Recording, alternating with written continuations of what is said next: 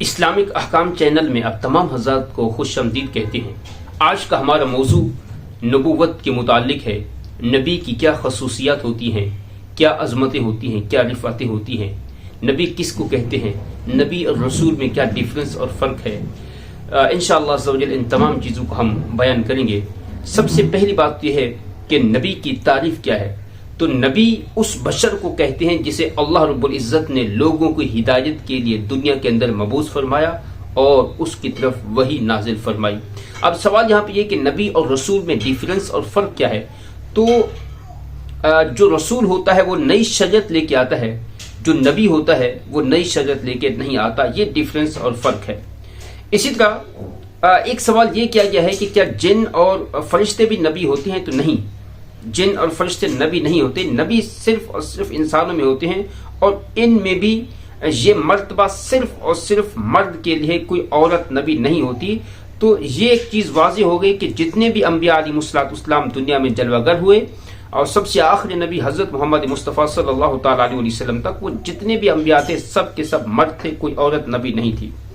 اسی طرح انبیاء علیہ السلام کے متعلق ہمارے لیے یہ عقیدہ رکھنا بہت لازمی ہے کہ ہر وہ امر، ہر وہ کام جو لوگوں کے لیے باعث نفرت ہو، جیسے جھوٹ، خیانت، جہالت وغیرہ بری صفات، چاہے نبوت سے پہلے یا نبوت کے بعد، اس سے بالاجماع انبیاء علیہ السلام معصوم ہوتے ہیں۔ اور یہ بھی یاد رکھیے گا کہ معصوم صرف اور صرف انبیاء اور فرشتے ہیں، اور اس کے سوا جو ہے اور کوئی معصوم نہیں۔ تو انبیاء علیہ السلام جو ہوتے ہیں اس طرح کی چیزوں سے معصوم ہوتے ہیں۔ اسی طرح ایسے افعال جو وجاہت کے، وقار کے، مروت کے خلاف ہو، انبیاء علیہ السلام نبوت سے پہلے بھی اور نبوت کے بعد بھی ان سے کیا ہوتے ہیں؟ بالاجماع معصوم ہوتے ہیں۔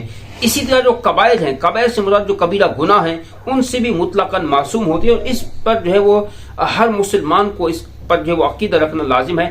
بعض لوگ جو ہے وہ معصوم انبیاء کے علاوہ بھی کسی اور کو بھی کہتے ہیں، تو ایسے لوگ گمراہ ہیں۔ معصوم صرف اور صرف انبیاء علیہ السلام ہیں یا فرشتے ہیں۔ اسی طرح جو ہے اللہ رب العزت نے انبیاء علیہ السلام پر بندوں کے لیے جتنے احکام نازل فرمائے ہیں، وہ انبیاء علیہ السلام نے سب کے سب پہنچا دیے۔ جو یہ کہے کہ کسی حکم کو کسی نبی نے چھپا رکھا ہے خوف کی وجہ سے معاذ اللہ، تو وہ کافر ہو جائے گا، مرتد ہوگا۔ جتنے بھی احکام تھے وہ انبیاء علیہ السلام نے جو ہے پہنچا دیے۔ احکام تبلیغیہ کے اندر، یعنی وہ احکام جو احکام ہوتے ہیں، اس میں انبیاء علیہ السلام سہو سے، نسیان سے جو ہے وہ سہو اور نسیان جو ہے ان کے لیے محال ہے، اس سے پاک ہوتے ہیں وہ۔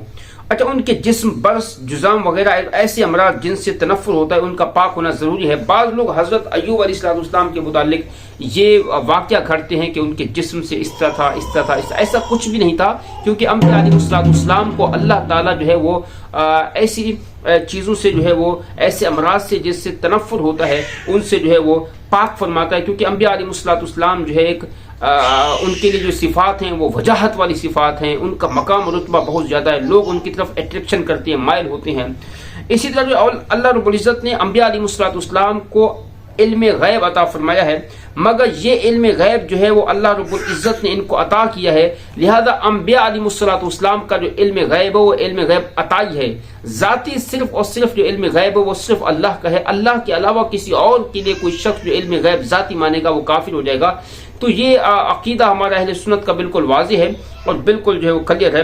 اسی طرح انبیاء کرام علیہ السلام تمام مخلوق میں، یہاں تک کہ رسول ملائکہ سے بھی افضل ہیں، اور ولی کتنا ہی کسی مرتبے تک پہنچ جائے، کسی نبی کے برابر نہیں ہو سکتا۔ جو غیر نبی کو نبی سے افضل مانے یا بتائے وہ شخص کافر ہے، کیونکہ اچھا، نبی کی تعظیم فرض عین ہے، بلکہ اصل تمام فرائض ہے۔ کسی نبی کی ادنا سی توہین کرنا یا تکذیب کرنا، یہ کیا ہے؟ کفر ہے۔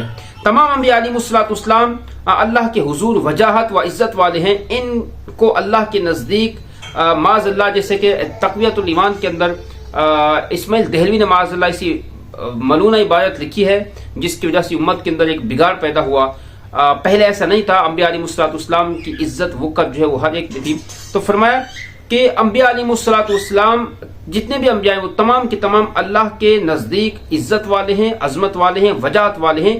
ان کو اللہ کے نزدیک معاذ اللہ چمار کی مثل کہنا کھلی گمراہی ہے اور کفر ہے۔ انبیاء علیہ السلام کو اللہ تعالیٰ کامل عقل عطا فرماتا ہے جو اوروں کی عقل سے کئی جو ہے وہ بدل جہاں جو ہے وہ زائد ہے۔ کسی حکیم کسی فلسفی کی عقل اس کے لاکھویں حصے تک کو بھی نہیں پہنچ سکتی۔ اور دوسرا ہمارا عقیدہ ہے کہ انبیاء علیہ السلام اپنی قبر میں زندہ ہیں، کیونکہ حضور علیہ السلام ارشاد فرماتے ہیں ان اللہ حرم علی الارض ان تاکل اجساد الانبیاء فنبی اللہ حی یرزق، کہ اللہ کے انبیاء زندہ ہیں، رزق دیے جاتے ہیں۔ سنن ابن ماجہ کی حدیث پاک موجود ہے۔ اسی طرح جو ہے وہ کیا نبی کے لیے وحی ہونا ضروری ہے، یہ ایک سوال ہے، تو فرمایا جی ہاں، نبی کے لیے اس پر وحی ہونا ضروری ہے، خواہ فرشتے کی معرفت سے ہو یا بلا واسطہ ہو۔ اسی طرح کیا وحی نبوت غیر نبی کو ہو سکتی ہے؟ تو جو وحی نبوت ہے وہ انبیاء کے لیے خاص ہے، جو اسے کسی غیر نبی کے لیے مانے وہ کافر ہے۔ کیا نبوت کسبی ہے، یعنی کہ آدمی جو ہے وہ عبادت و ریاضت سے حاصل کر سکتا ہے؟ تو ایسا نہیں۔ نبوت جو ہے ایک ایسا منصب ہے، ایسا مقام ہے کہ جو اللہ رب العزت عطا فرماتا ہے، یہ محض صرف اور صرف عطا الہی ہے، جسے چاہتا ہے اپنے فضل سے اللہ تعالیٰ عطا فرماتا ہے، ٹھیک ہے نا۔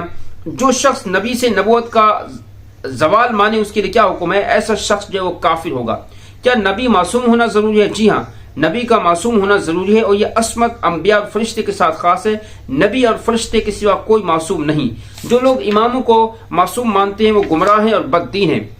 اچھا، عصمت کی کیا معنی ہے؟ یعنی ہم بولتے ہیں نا کہ انبیاء علیہ السلام معصوم ہیں، تو اس کا معنی کیا ہے؟ اس کی وضاحت اور اس کو کس طرح جو ایکسپلین کیا جائے گا؟